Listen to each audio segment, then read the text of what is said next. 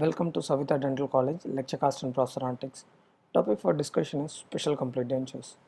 Special complete dentures can be classified into complete dentures with mechanical retentive components, single complete dentures, immediate dentures, overdentures, and obturators. A conventional complete denture with mechanical retentive components is used when retention is compromised due to residual ridge resorption. Springs, intermucosal magnets, and suction discs can be used for extra retention. Some patients may have a completely edentulous maxillary arch, partially, or a complete dentulous mandible arch, or vice versa. In those patients, single complete denture is indicated. Usually, before fabrication of single complete denture, occlusal modification of the remaining natural teeth are required. Occlusal modification of the natural teeth can be done by any of the following methods: Swenson's technique, Eustace technique, Bruce technique, and Boucher technique. According to Swenson's technique, a tentative teeth arrangement is done using a diagnostic cast. Occlusal discrepancies are marked and reductions are done in the patient's mouth. In Eustace technique, a U-shaped convex metal plate is positioned over natural teeth to record occlusal discrepancies.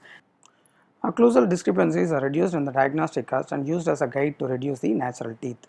In Bruce technique, the occlusal discrepancies are arbitrarily reduced in the diagnostic cast and an acrylic resin template is fabricated over the reduced cast and used as a guide to reduce the natural teeth.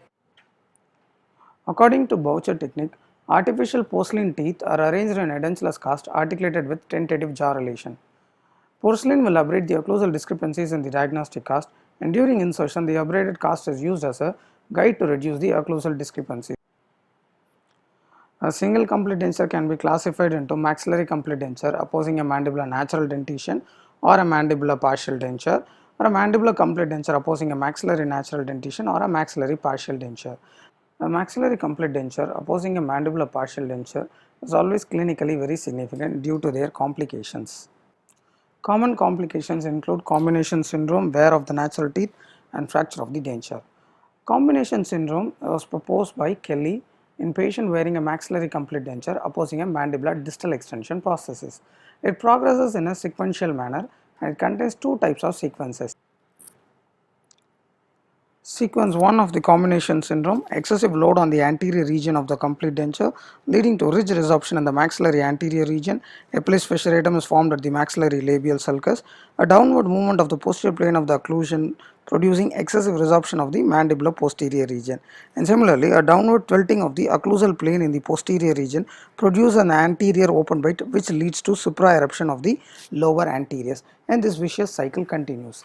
Sequence 2 was proposed by Craddock. In this, there is a gradual resorption of the distal extension residual ridge in the mandible. This leads to tilting of the occlusal plane posteriorly downwards and anteriorly upwards, and rest of the vicious cycle continues as in the sequence 1. Immediate dentures are a complete or a removable partial denture constructed for insertion immediately following the removal of natural teeth. It can be classified into interim immediate denture and conventional immediate dentures. Complete denture, which receives partial support and stability from one or more modified natural teeth, are called as overdentures. They can be classified into tooth-supported overdentures and implant-supported overdentures. General considerations during diagnosis and treatment planning for an overdenture includes maintenance of periodontal health, reduction in crown root ratio, success of endodontic therapy, coverage of denture-bearing area, design of the denture, and ease of use. Abutment selection criteria includes the periodontal status of the abutment, the location of the abutment, the endodontic and prosthodontic status of the abutment. Clinical procedures include preparation of the natural teeth to receive the copings, and then the remaining procedures follows the normal fabrication of a complete denture. Implant supported overdentures. They offer many practical advantages over conventional denture, which includes decreased bone resorption and better stability. There are two types of implant supported overdenture. They are called as bar attachment and stud attachment. Thank you.